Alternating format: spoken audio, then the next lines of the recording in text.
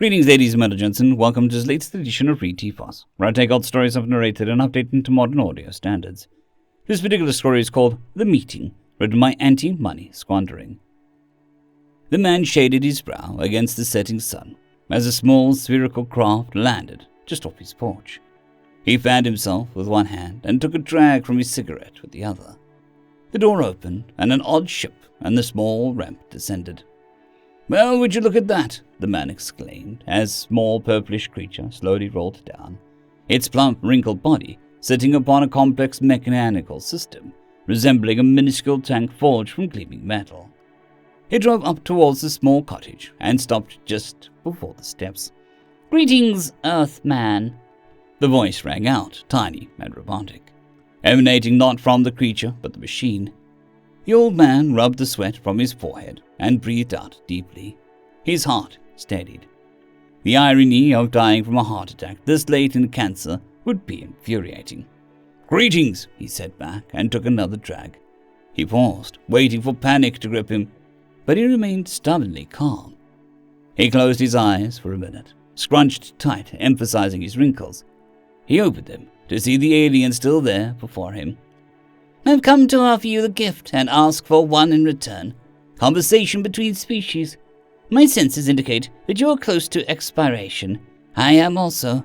In this way, we will not break the one convention." The man stared at the faintly squid-like creature for a moment. He glanced briefly back into the house, where his old shotgun was mounted above the fireplace, when the words promptly penetrated his tired mind. Unconsciously, he laid his hand on his withered chest, where the cancer raged unseen within. Then he nodded, walking down to lower his aching bones onto the bottom step. The creature reversed slightly and pulled in alongside him, looking almost like a child's toy. Together, they watched the sunset, the fading light falling upon his old skin and the alien's bright metal body. "This happen often?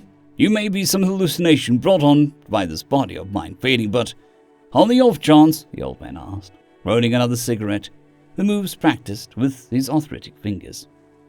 "The meeting of the dying, it has been known. On this planet, you are the first. I had to travel far." The old man nodded, lighting up.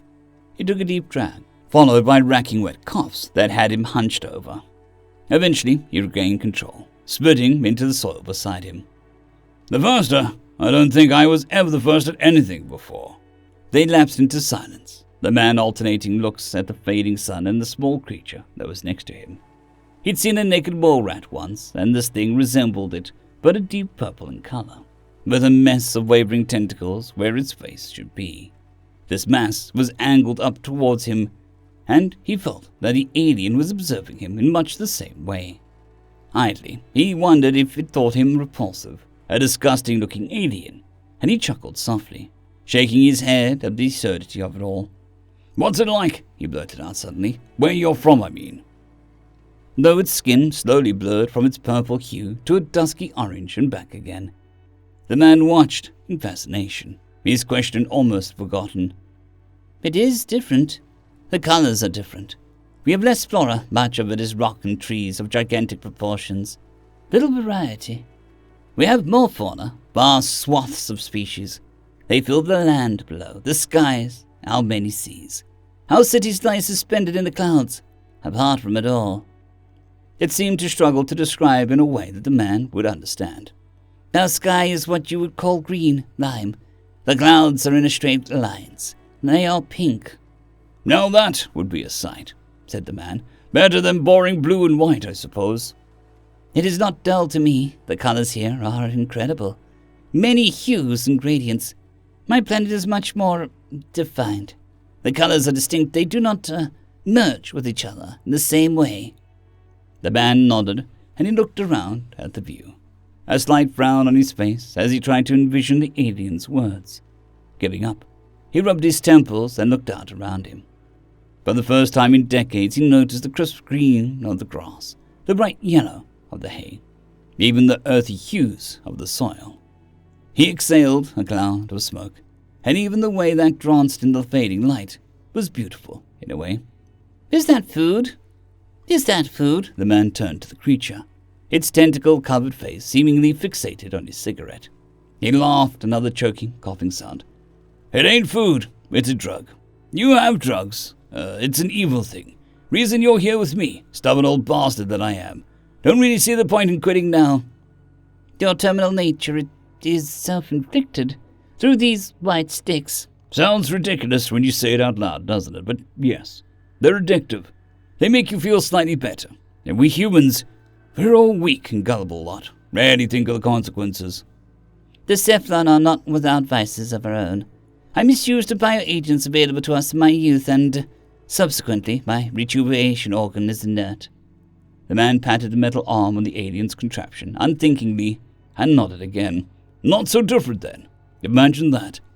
What are the people like on your planet? I'm afraid you wouldn't consider us the most civilized. Still killing each other, still allowing people to die in pointless ways. Hell, if we found out about you selflings, we'd probably attack you too. It is the Cephalons, and yes, this is why we only allow the meeting of the dying. It is a shame. But our race was the same millennia ago. Much internal bloodshed. But we are older than you, and we overcame it for peace. The man stubbed his cigarette out and rubbed his worn cheeks. The hair there now, too long to be called stubble.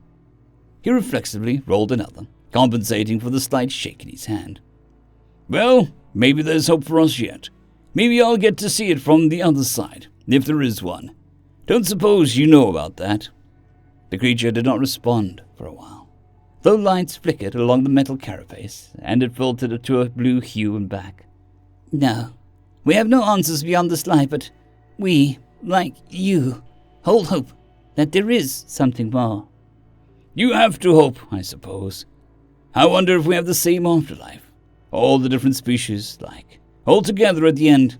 I would like that. The man glanced down at the creature and smiled, throwing his cigarette to the ground and crushing it beneath his worn boot. So would I, little buddy. So would I. End of story. Story number 2. An open letter to our exterminators, written by chengelao. Dear Lord Conqueror of the HFY, if you are receiving this message, congratulations. You have succeeded in defeating the last base of human resistance on Earth. You win. Good for you. In the time that you spent exterminating us without replies, we worked on deciphering your language and your culture. We learned a lot about you. Not that it does us Earthlings any good, since we're dead.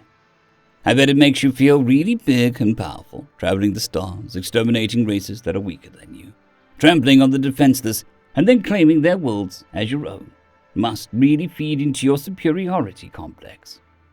If our analysis is correct, then our planet is the first that you've conquered from a post-industrial species, so you must be mighty proud of yourself right now. Don't be. You have nothing to be proud of. You see, our species is once warlike and aggressive like yours. Humanity has spent the majority of its history killing amongst ourselves, building empires around our planet, just like you're doing between the stars. But unlike you, we got past that stage. We grew out of our predatory instincts. We realized that constant armed conflict would only bring ruin to our species as weapons became more advanced and killing methods more efficient. Instead, we started building a society of unified nations that resolved their issues via diplomacy and not the sword. By the time your conquest fleet arrived in our solar system, we had already demilitarized completely. In other words, we were fighting you with both hands tied behind our back. Congratulations on beating a handicapped opponent. If you had arrived even a little bit earlier, we would have crushed you. Of course, there is no ifs for us. We are dead. You killed us. That's that. But all that isn't the point of this message, no. We aren't sending you this final recording because we want to make you feel less like a conqueror. We know that you don't care. You just enjoy killing, whether we put up a fight or not. The reason I'm sending this message is because I want you to know that we didn't spend the past few months hiding in our bunkers and sucking our thumbs. We were searching. We were digging up all the weapons from a bygone era of blood and malice. We were trying to hack into weapon systems that we intended to be locked away for all time. And while we are too late to save ourselves from extinction, We did manage to get them in the end. Funny thing about how we became a peaceful society. The old nations called it mutually assured destruction. Take a guess at what that means. Since you've already taken care of assuring our destruction, we'll just work on the mutual part. Have fun trying to survive a nuclear holocaust. You have about 9 more minutes before the first warhead lands.